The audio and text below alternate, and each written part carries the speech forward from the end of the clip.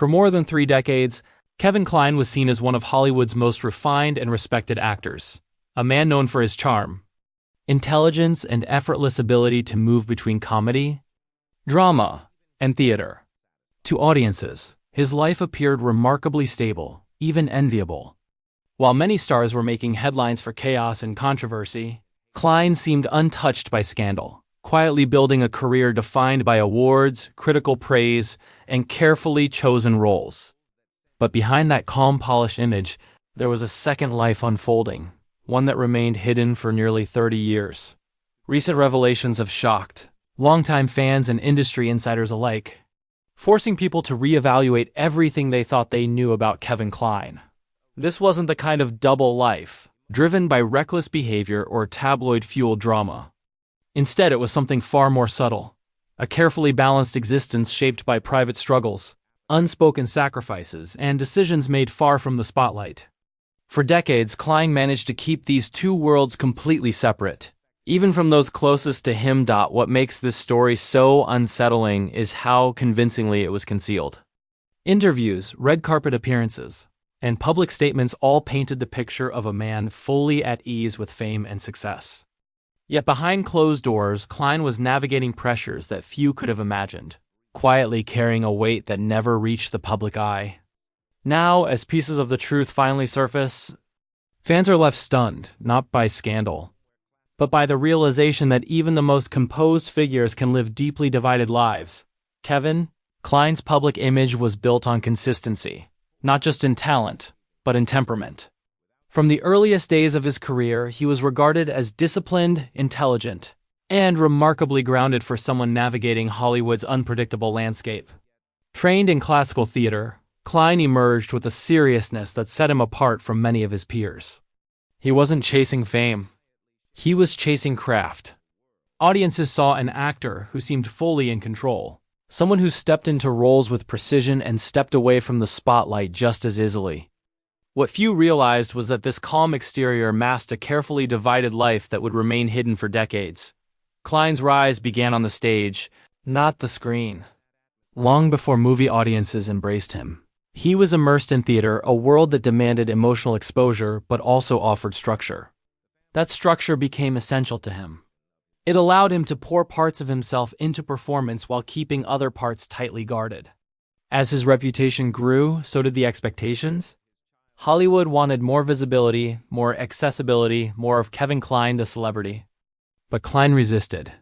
He gave interviews sparingly, avoided overexposure, and declined roles that didn't align with his values.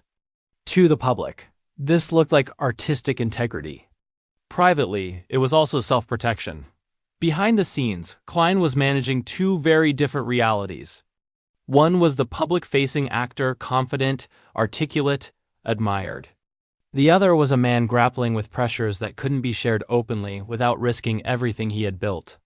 For years, he made deliberate choices to compartmentalize his life, separating professional obligations from deeply personal struggles. Those close to him sensed his guarded nature, but few understood its full extent. He was present, kind, and thoughtful, yet always careful about how much he revealed. As his film career took off, the divide became easier to maintain. Success provided cover. Awards and critical acclaim shifted attention away from his private world, allowing him to control the narrative simply by staying quiet. In an industry where oversharing often fuels relevance, Kline's restraint became his shield.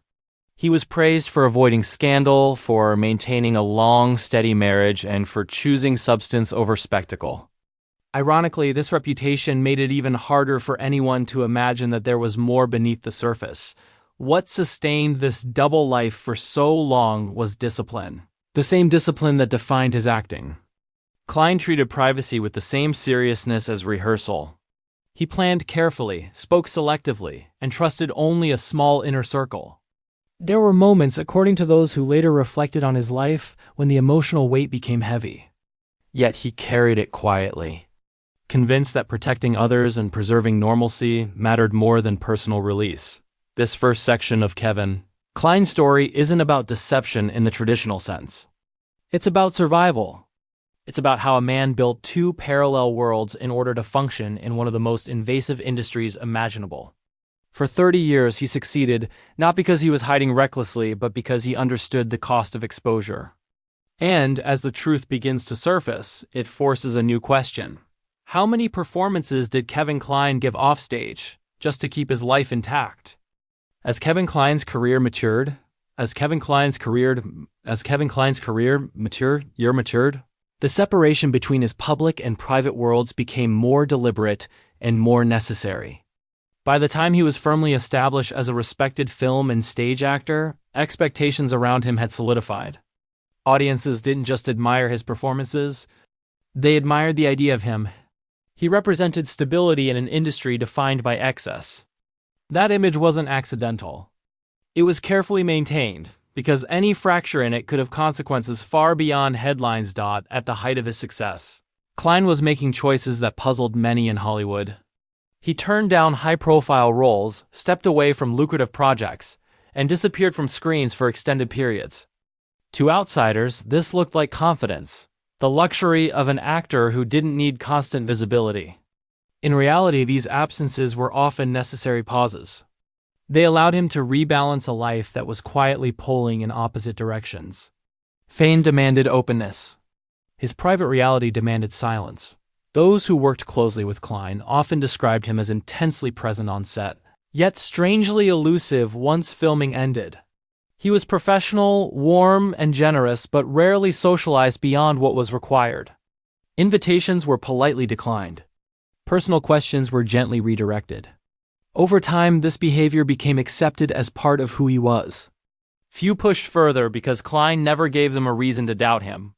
That, perhaps, was the most effective part of the double life. It wasn't suspicious. It was consistent. Emotionally, this balancing act came at a cost. Maintaining two versions of oneself requires constant awareness. Every interview answer had to be measured. Every public appearance had to align with the version of Kevin Kline the world expected to see. Even praise carried pressure because it reinforced an image he couldn't fully inhabit all the time. According to later reflections, there were moments when the gap between the two lives felt exhausting.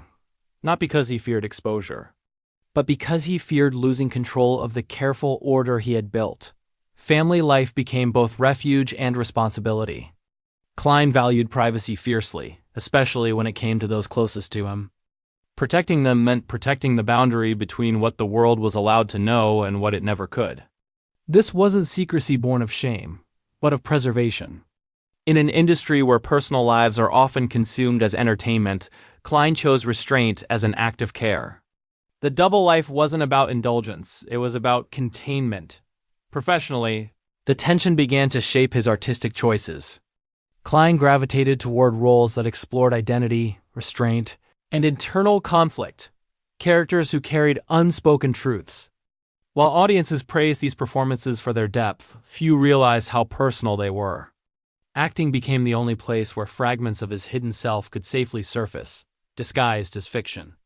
The stage and screen offered release without revelation. Section 2 reveals the true complexity of Kevin Kline's long silence.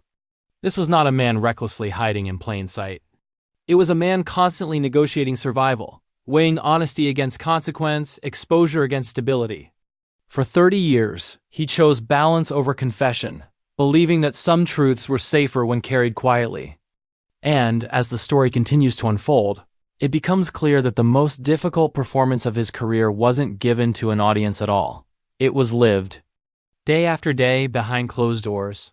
Over time, the strain of maintaining two carefully separated lives began to surface in subtle ways.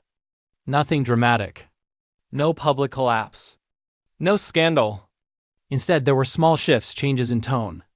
Longer pauses between projects and a growing sense that Kevin Kline was becoming more selective not just about what he did, but how much of himself he was willing to give. To the outside world, this looked like maturity. To those who later reflected on this period, it marked the beginning of quiet reckoning. As the industry evolved, so did expectations. The modern celebrity landscape demanded visibility, vulnerability, and constant engagement. Silence, once respected, began to feel unusual. Yet Kline held his ground. He avoided social media, limited interviews, and resisted the push to rebrand himself for newer audiences. This resistance wasn't arrogance, it was protection. The more public life demanded access, the more carefully he guarded the parts of himself that had survived only because they remained private. Internally, however, the pressure was mounting. Carrying a divided identity for decades requires emotional stamina. There were moments, according to later accounts, when Kline felt the weight of restraint more than ever before. Not because he wanted attention, but because the effort to could disappear into character without being asked to explain himself afterward. The performance ended. The curtain fell. The world moved on. Film and television, by contrast, increasingly demanded visibility beyond the work itself. That shift mattered to him more than most people realized. There were also moments when carefully placed truths almost surfaced. Not confessions, but reflections. Comments about identity, restraint, and the unseen costs of longevity. In interviews, Kline occasionally spoke about how little the public truly knows about anyone, no matter how familiar they seem. At the time, these remarks were seen as philosophical. In hindsight, they read differently, like signals, quietly released into the world, testing whether understanding might exist without explanation. Those closest to him noticed the change first. Not in behavior, but in presence. He was still thoughtful, still disciplined, still composed. Yet there was a growing sense that he was measuring time differently. Decisions were no longer based on career momentum, but on personal alignment. Projects were chosen not for prestige, but for peace. This wasn't withdrawal. It was recalibration. The cracks, when they finally appeared, did not expose secrets in the way many might expect. Instead, they revealed something far more human, the emotional cost of long-term silence. Kline had not lived a double life out of deception, but out of necessity, believing that separation was the only way to preserve stability for everyone involved. But with time, the question shifted from "can this be maintained?" to "should it be?" Section 3 marks the moment where concealment begins to give way to contemplation. Not revelation, not confession, but acceptance that a life lived in balance must eventually be acknowledged, if only privately.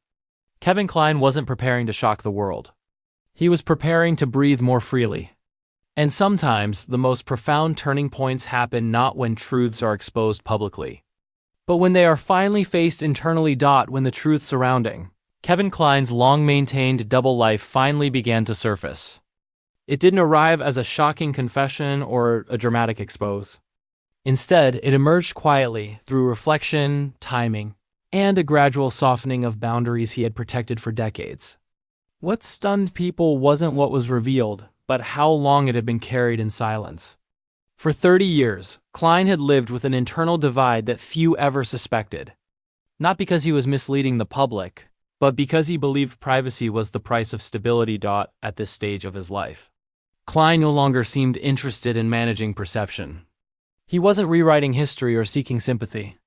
If anything, his approach was measured and restrained, consistent with who he had always been. The difference was intention. Where once silence had been armor, it now felt unnecessary. Time had changed the equation. Careers slow. Priorities shift.